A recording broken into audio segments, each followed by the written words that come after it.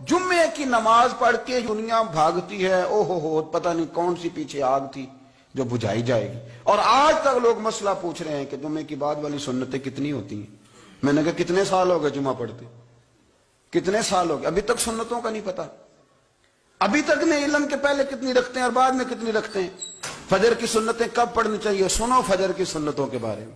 میرے رسول کریم سید عالم صلی اللہ تعالی علیہ وسلم سے ایک صحابی نے پوچھا تھا، حضور میری فجر کی سنتیں رہ گئیں یا رہ جاتی ہیں تو حکم کیا ہے، کیا انداز ہے حضور کا۔ بخاری مسلم کے لفظ سنو، حضور سید عالم صلی اللہ علیہ وسلم فرمانے لگے، اس نے کیا پوچھا تھا، حضور جواب کیا دیتے، فرمایا فجر کی سنتیں کبھی نہ چھوڑنا، فجر کی پہلی 2 سنتیں کبھی نہ چھوڑنا۔ یا رسول اللہ صلی اللہ تعالی علیہ وسلم میری رہ گئی ہیں، رہ جاتی ہیں، فرمایا فجر کی 2 سنتیں نہ چھوڑنا، فرمایا فجر کی پہلی 2 سنتیں مجھے دنیا اور دنیا کے اندر جو کچھ ہے وہ سب سے زیادہ پیاری ہے۔ فجر کی 2 سنتیں دنیا اور دنیا میں جو کچھ ہے مجھے وہ سب سے زیادہ پیاری ہیں، اس لیے فجر کی سنتیں نہ چھوڑنا۔ اپنا ذوق، اپنی طبیعت، ہم نے نا ذوق غلط بنا لیا ہے۔ اگر 20 بندے کہہ بھی دیں گے تو نے بڑی شاندار تلاوت کیا تو کیا اس سے بنے گا، 100 بندہ کہہ بھی دے تیری کیا بات ہے، کیا بات ہے نعت خاں کی، کیا بات ہے علامہ صاحب کی، پیر صاحب کی، پیر مہر علی شاہ صاحب رحمت اللہ علیہ۔ آپ تشریف فرما تھے تو آپ کے ایک ہی بیٹے بابو جی جن کو کہا جاتا ہے، جس دن صاحبزادے پیدا ہوئے تو خادم نہ وہاں سے نکلا۔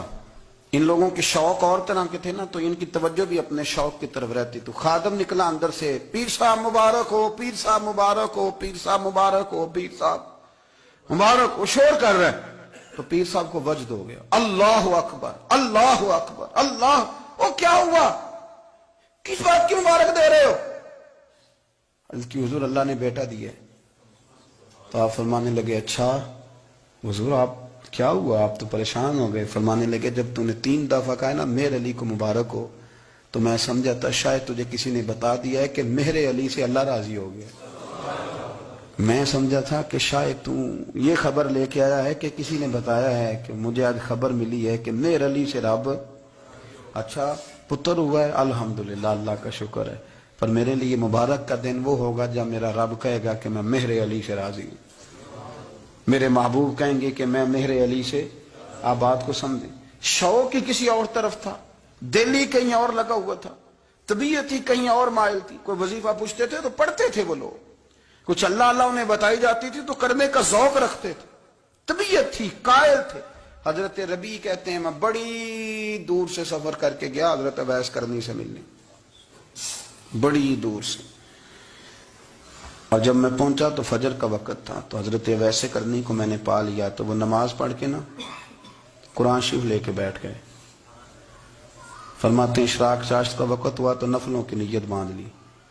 محدث ابن الجوزی نے لکھا ہے، فرماتے ہیں پھر جب زوال کا وقت ہوا تو مسجد میں جھاڑو دینے لگ گئے، زور کی نماز پڑھ کے تو عصر کی تیاری تک وہ مسجد میں بیٹھے رہے۔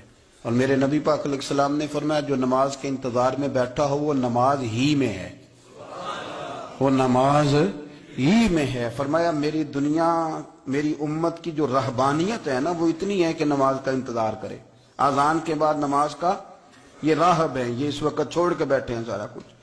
فرماتے ہیں عصر تک انہوں نے اللہ اللہ کی، پھر مغرب تک کی، عشاء کی نماز ہوئی تو نماز پڑھی تو وہ تھک گئے، اب مجھے وہ فارغ ہوں مصلی چھوڑے تو میں ملاقات کروں نا۔ یہ آپ حیران نہ ہو کہ اتنی دیر بندہ کیسے اللہ اللہ کر، ہم نے کی نہیں نا اس لیے ہم پریشان ہیں، جو عادی ہوتے ہیں وہ کر بھی لیتے ہیں، وہ یہ کام۔ میری بات کی سمجھ آ رہی ہے؟ جب جاتے ہو کسی دفتر میں تو 8 گھنٹے کھڑے رہ لیتے ہو نا، مجبوری ہوتی ہے تو کھڑے رہا جا سکتا ہے۔ پاسپورٹ کے دفتر بولیے، امیگریشن کی لائنوں میں، اور میں نے تو ایمبیسیوں میں بندے 12 گھنٹے پہلے جا کے کھڑے دیکھے، رہ لیتے ہیں کھڑے۔ تو اگر ان کاموں کے لیے رہا جاتا ہے تو اللہ رسول کے لیے بھی کھڑے رہا جا سکتا ہے۔ تو فرمانے لگے کہ جب عشاء کی نماز کے بعد آخر انسان تھے، تھک گئے، نیند کا غلبہ ہوا تو تھوڑی ایسے آنکھ بند ہوئی تو کھلی تو رونے لگے۔ حضرت ویسے کر لیا، رو کے کہنے لگے مالک مجھے غافل تو نہ کر، ابھی میں نے کیا بھی کچھ نہیں، دن ختم ہو گیا، کوئی نفل نہیں، کوئی اللہ اللہ نہیں، اللہ مجھے غافل نہ کر، میری مدد فرما۔ فرماتے ہیں جب وہ روئے تو میرے ساتھ جو شخص تھا میں نے کہا اٹھو چلیں. کہنے لگا حضور ملا نہیں. فرمایا جو میں لینے آیا تھا وہ مجھے مل گیا ہے, جو میں ان سے سیکھنے آیا تھا وہ مجھے نصیب ہو گیا. اب اور میں نے کیا لینا, ختم ہو گئی بات, اٹھو.